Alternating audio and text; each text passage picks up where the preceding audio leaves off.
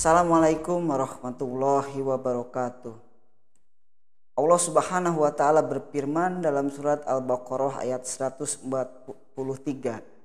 A'udzubillahi minasyaitonirrajim. Wa kadzalika ja'alnakum ummatan wasatan litakunu syuhada'a 'alan nasi wa yakunu rasula 'alaikum syahida. Dan demikian kami telah menjadikan kamu sebagai umat pertengahan agar kamu menjadi saksi atas manusia dan agar Rasul atau Muhammad menjadi saksi atas perbuatan kamu sekalian. Insan Tuhan yang selalu menghadap ridho Allah Subhanahu wa taala, ini merupakan salah satu ayat yang acap kali dikutip ketika kita menempatkan posisi umat Islam. Karena ayat ini secara tersurat menyebutkan kepada kita bahwa umat Islam hendaknya menjadi umat yang di tengah, tidak ke kanan, tidak pula ke kiri. Umat Islam harus menjadi umat yang di tengah, ummatau wasato. Dari ayat ini pula lahir istilah wasatiyah Islam.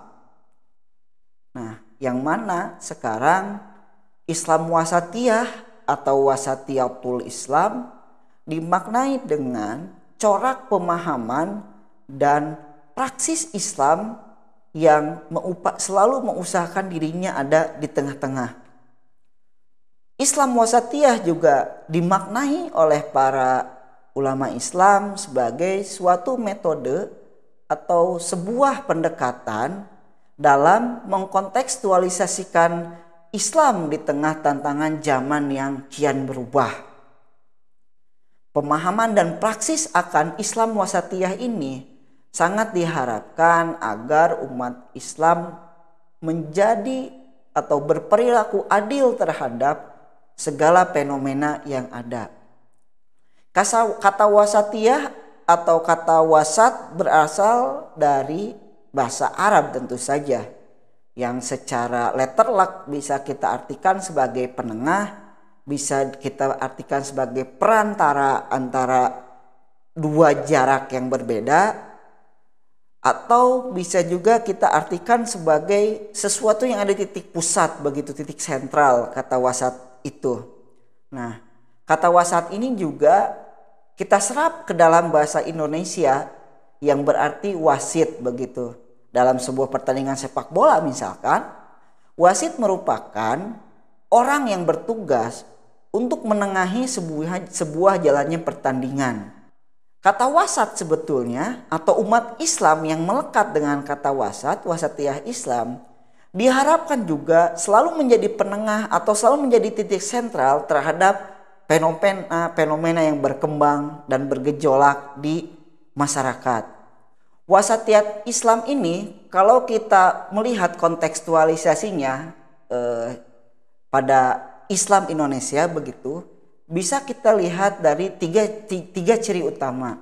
Yang pertama adalah corak pemahaman dan praksis wasatiyat Islam yang ada di Indonesia, yaitu sejak awal Islam masuk ke Indonesia, sifat wasatiyat bisa terlihat dari penyebaran Islam secara damai yang dilakukan oleh Wali Songo misalnya begitu.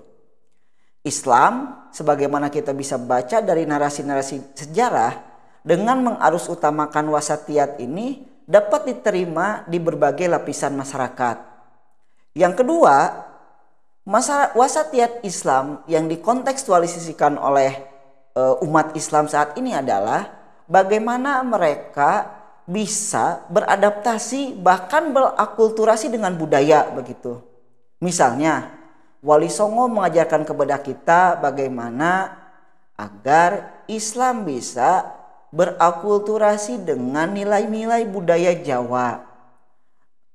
Pagelaran-pagelaran wayang yang saat itu dekat dengan tradisi agama lain, diserap kisah-kisahnya, diberikan kisah-kisah Islami sehingga dakwah-dakwah Islam generasi awal bisa diterima oleh berbagai kalangan masyarakat karena wayang hidup dekat dengan tradisi mereka.